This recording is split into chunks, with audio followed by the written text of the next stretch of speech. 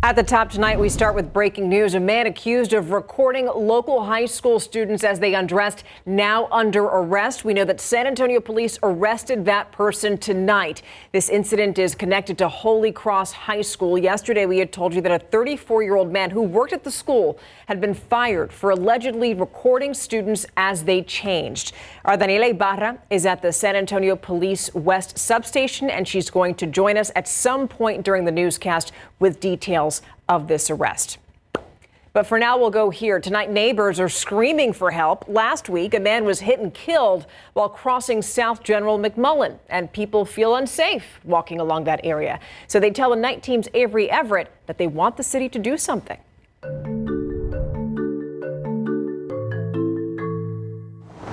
The traffic is a nightmare. This has been a problem area for us for about the last 5 or 6 years. We really don't want to see this happen anymore. Speeding down General McMullen south of Highway 90, most drivers may not see it. But when you slow down, a new memorial stands, one in loving memory. 41-year-old Orlando Vega died here last week. San Antonio police tell us he was trying to cross the street when he was hit and killed. In a written statement sent to KSAT, his sister said, quote, "The gentleman stopped to render aid and was unsuccessful with CPR. It was stated that the road was too dark for the driver to see and that my brother did not use the crosswalk. The road, General McMullen, needs more lights, maybe speed bumps. Drivers go way too fast. My brother's death could have been avoided." And she's not alone in that sentiment. This is one of the oldest segments of General McMullen. It's in desperate need of repair. Add some lighting, add crosswalks. Often it's a headache. The speeding is a concern. Where we are right now on South General McMullen and West Thompson Place is very close to a street we've reported has similar problems. Just more than a mile away is Castroville Road. Here we've done about a dozen stories talking about pedestrian safety. After our reporting, we know the city conducted a traffic study here and is looking at options for improvements, something the Thompson Neighborhood Association says they want next. We could use some major infrastructure dollars. This section of General McMullen has been forgotten about for quite a long time. As a family sends love on the side of the road, this West Side neighborhood hopes help can come soon. We reached out to the city to see if there are any planned improvements already coming to this stretch of South General McMullen. Now, we were told there is a bond project, but it's a few blocks south, specifically near the Port San Antonio area, about pedestrian and traffic amenities. We were also told closer to the intersection that we were at today that there was a sidewalk repair near Weir Avenue. Stephania? Hopefully people start to feel safe soon and that problem gets fixed. Avery, thank you. Tomorrow morning, we expect to hear closing arguments in the trial of a man accused of shooting and killing a man outside of a nightclub in 2023. The suspect in this case is Noah Patterson. Prosecutors say that Patterson shot 20-year-old Devin Jordan King after two groups were forced out of the now closed Pravat Club over on UTSA Boulevard.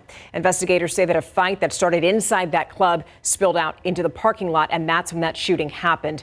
Two other people were also injured in that shooting. Patterson is charged with murder, and he faces life in prison if he's convicted. A former Uvalde CISD officer charged in connection to the Robb Elementary School shooting is now going to be tried in Corpus Christi instead. That's Adrian Gonzalez. He faces 29 counts of endangering a child for his response to the 2022 Robb Elementary School shooting. You'll remember that 19 children and 2 teachers were killed in that tragedy. Gonzalez's attorney asked for the case to be moved out of Uvalde, arguing that his client just couldn't receive a fair trial in Uvalde County. Gonzalez's trial is supposed to begin on January 5th.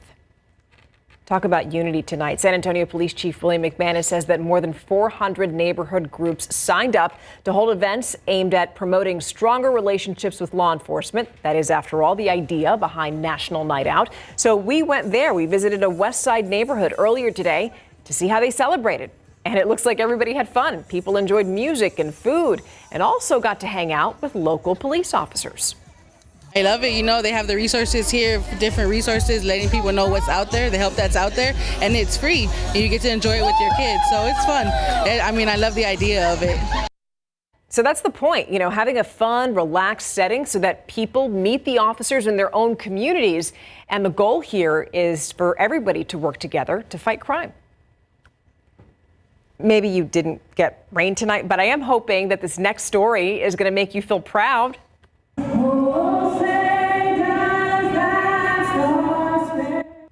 Okay, so that's San Antonio's own Jenny B lending her chops to the national anthem. The Tejano singer took the stage this weekend at the Panthers-Dolphins game, and now that she's back, I spoke with her about her experience. Did it feel like you were a little bit out of place because you are this Tejano singer and you're in the Carolinas, right? Absolutely not. I felt right at home. I wasn't nervous, even when we got out, and I can just see it now, like all those people that were there, it felt right. She was meant for the big stage. She certainly sounded right. Jenny B is hoping that her experience signifies something bigger, maybe a sign that Tejano music is going to get more mainstream attention. Expensive dinners, booze, and buying unapproved technology. The former head of purchasing at Texas A&M University San Antonio says that high-ranking employees there sidestepped rules on credit card use for years. And in his first ever interview on that issue, Daniel Garza tells the Night Team's Dylan Collier that the persistent problems are why he stepped down. This summer, we introduced you to Christina Gomez, who went from the social media spotlight at Texas A&M University San Antonio to being the focal point of a massive fraud investigation. Over 16 months, the human resources manager was accused of making 211 potentially fraudulent purchases with her school procurement card to the tune of more than $70,000. Investigators say Gomez used the logon credentials of a coworker and a forged signature to approve her own expense reports. Gomez, who has not been criminally charged, resigned at the end of March. The case has now been handed off to the Texas State Auditor's Office. I thought this is barely touching the surface of what I experienced. Daniel Garza, for years, served as A&M San Antonio's Director of Purchasing and credits his team with bringing the school into the modern age of university procurement. You and your staff also offer training. Weekly. Garza says it didn't take him long to realize he had a problem on his hands. Fine dining, purchase of alcohol, exceeding the per diem rates. According to the university's procurement rules, alcohol was considered a prohibited purchase without exception. Reached for comment, a school spokeswoman deferred KSAT to the procurement policies and regulations of the university's parent organization, the A&M system, which allows alcohol to be bought if it furthers the mission of the institution. Records show Provost Michael O'Brien frequently charged alcohol to his meal tabs while representing A&M San Antonio, including this more than $500 gathering at Morton's The Steakhouse downtown. Days later, on a trip to Corpus Christi to find potential donors, records show O'Brien used the P card to buy Patron margaritas, doors, and wine, but not any food at Doc's Seafood and Steaks. That same month, the same expense report confirms O'Brien again pulled out the card at the Park Hyatt Lounge in the nation's capital and again purchased just booze. Started in 1984 with the federal government. Have you ever seen receipts turned in for alcohol only? Never. Working for federal government and county government, I've never seen that, ever. Garza, throughout much of his tenure, flagged O'Brien and his administrative assistants' use of procurement cards and reported the activity to the school's then chief financial officer, Dr. Bill Spindle, only to be overruled and see the expenses approved. In one email sent to Garza and Spindle about missing receipts, O'Brien wrote, quote, "I will not put up with this harassment and tone. 2 stupid receipts from last August. Give me a freaking break. You apparently have a control freak on your hands." In the spring of 2019, Spindle ordered Garza's office to remove all merchant blocks from cards belonging to O'Brien and the school's then president, Cynthia Teniente Matson. Spindle telling KSAT in a recent phone interview he doesn't remember sending the memo and that what O'Brien did on his trips was between him and the president. O'Brien, who stepped down as provost in late 2021 amid a multi-million-dollar budget shortfall at the school, did not respond to emails from KSAT about his alcohol purchases. He remains a faculty member at the university. Garza exposes even more issues next on the Nightbeat. Welcome back. The former head of purchasing at Texas A&M University San Antonio says that he stepped down from that role after he repeatedly flagged the use of procurement cards by high-ranking employees, only to be ignored. KSAT Investigates Dylan Collier takes a closer look at what was being charged. Jessica Loudermilk, seen on the university's website, served as then President Cynthia Teniente Matson's chief of staff and is now Vice President of Strategic Communications. Records show Loudermilk used her P card to buy alcohol at least 10 times between March 2019 and May of last year. Descriptions of the events include cocktails for cabinet members after a strategic planning retreat and a Matson-hosted employee morale and engagement meeting. Even though university procurement rules that former Director of Purchasing Daniel Garza helped write listed alcohol as a prohibited purchase without exception. Reach for comment, a school spokeswoman deferred KSAT to the procurement policies and regulations of the university's parent organization, the A&M system, which allows alcohol to be bought if it furthers the mission of the institution. Garza's complaints while at the school also extended to the then Director of Financial Aid, Philip Rogers. He signed off on the training, and that evening went online to procure a laptop. Internal records show procurement staff repeatedly flagged technology charged by Rogers because he failed to get IT approval to make the purchases ahead of time. They eventually went through, despite his failure to contact IT ahead of time. Rogers, who did not respond to KSAT's inquiries, appeared to finally correct the issue by the summer of 2021. KSAT could find no record he was ever disciplined. Garza said by then, the repeated bypassing of rules had become too much to handle, and he quit a job he had hoped to retire at. It was affecting my health. It was so extreme. Dylan Collier, KSAT Investigates. So KSAT reached out to A&M San Antonio's current president, Dr. Salvador Hector Ochoa, to request an interview, but a spokeswoman told us, quote, "No thank you." Loudermilk did not respond to multiple emails seeking comment from KSAT. We could also find no record that she faced discipline over the use of that credit card. Now, here's the thing. Former president Dr. Cynthia Teniente Matson, who left that school in 2022 to become president of San Jose State University, did not respond to inquiries for the story. Among the purchases flagged by Garza were tickets bought for Matson on a university credit card to attend a San Antonio Spurs game. Such purchases were prohibited, according to A&M San Antonio's procurement rules that were in place during Garza's tenure.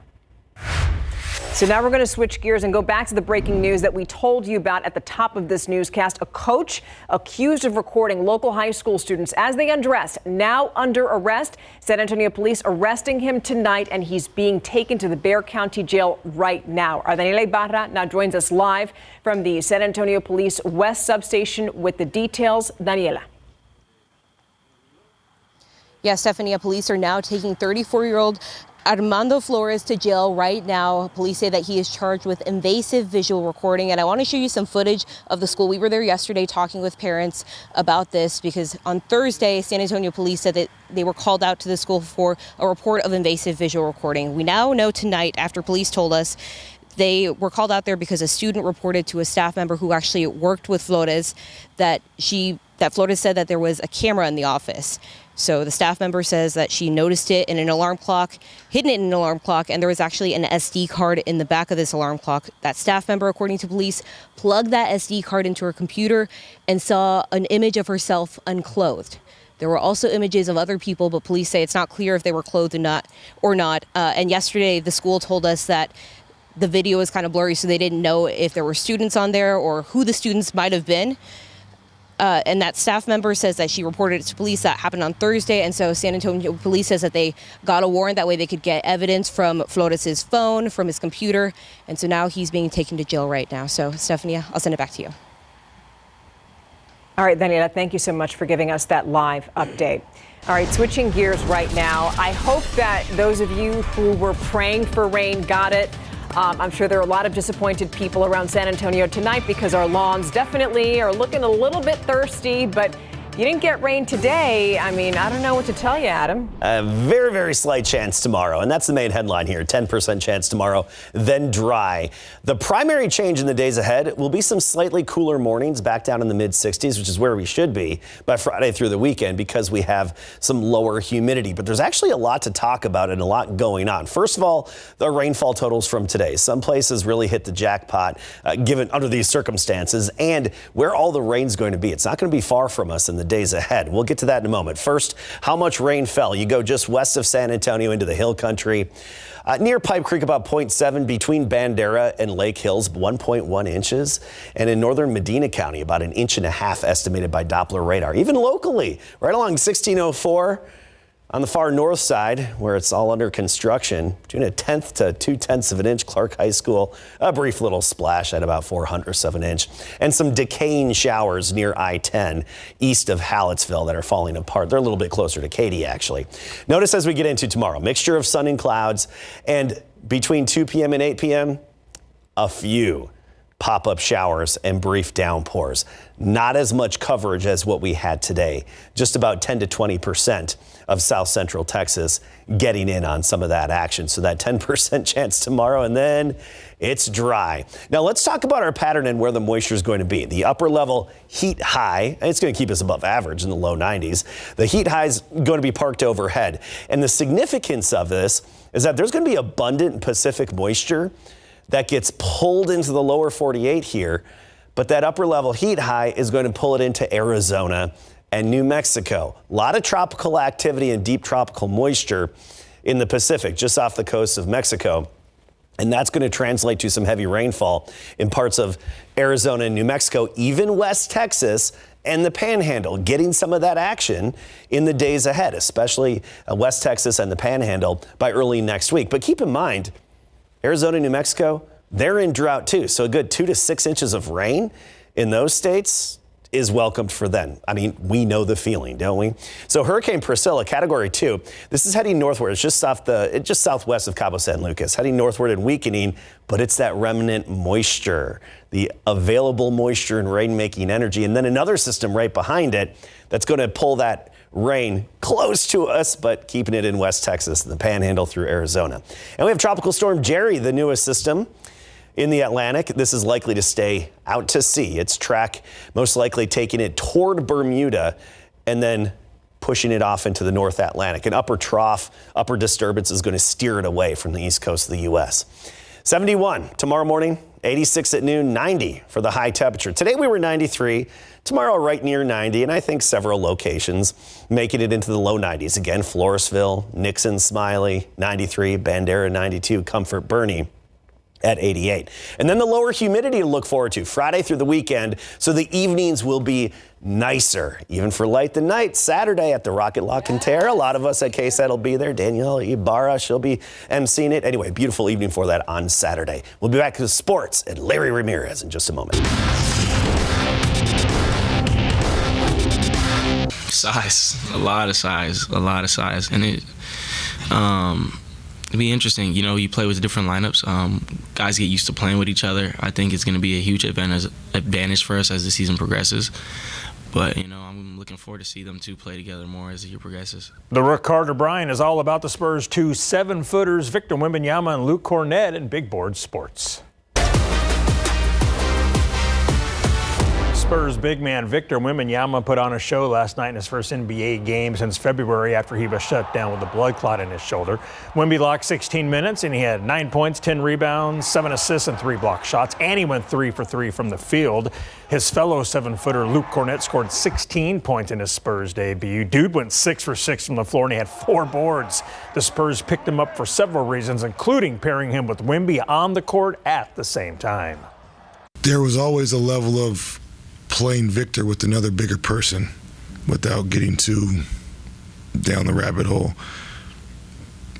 Last year, we just didn't have that as an option a lot of times. So Luke, we thought, would be a good option for that. And then all part of that is just we now finally have that at our disposal a little bit because we are a little deeper at that position now, hopefully with Kelly as well, and then Biz. You know, Luke is an experienced player, you know, one of the best shot blockers in the league. So it's super interesting. And so far, and he's a great screener as well. So far, it's felt great, whether it's at practice or in this game, playing alongside him. So I'm excited to spend lots of minutes with him in the court. Rookie Carter Bryant scored 15 points in 23 minutes last night in his preseason debut. He shot 6 for 11 from the field, and he had 2 steals and 1 assist, and he certainly showed off his athleticism a time or two. The Rook feels good about last night's game. Yeah, definitely a lot of stuff to build off of. It's game 1 of the preseason. You're not going to expect to be in best shape, best form defensively or offensively off the rip. So I think for us, it's nice to get a gauge of where we are. Not playing against each other. you know, it gets a little chippy when you're playing against each other every day, just in terms of competing at a high level. So I think for us, it was nice to get on the floor with other guys and just obviously compete, see what we need to work on, and see our takeaways from tonight. The Spurs are now in Miami to face the Heat tomorrow night at 6:30 in the Spurs' second preseason game. Jeff Traylor and his Roadrunners are hard at work trying to get back on track. They are 2-3 overall this season and 0-1 in the American. Coach Traylor says they have a history of fixing it and they just need to get to fixing it. Coach challenged his guys today and he says they responded. Coach Pill of the Week's passion, and probably a good week for it, right? You got to check your why on why you do this. And that's what we challenge them on today is, well, why do they do it, And when you're a player, it's usually your teammates, the love of the game, maybe a family member, and when you're a coach, it's always your players. Coach Pillar this week is passion, so we brought a lot of juice today, despite what happened this weekend. So just proud of our guys, how we responded with today and just winning today. In these kind of moments, you always got to ask yourself, why do you even do what you do? When you're walking in the field house at 5 a.m. and you're barefooted? Just know your why. That's what he's talking about this morning, despite what's going on and what's on the media or whatever. Just know your why you do this, and keep going. And you're 2-3 as a head coach, and you're trying to think of how to get your team motivated for practice. You have to ask your own yourself, why do I do what I do? Like, why do I do this? And we really challenged them hard on that today, and they responded very well. The Roadrunners will host Rice for homecoming Saturday night at 6:30 at the Alamo Dome. The NFL fined Jerry Jones after the break.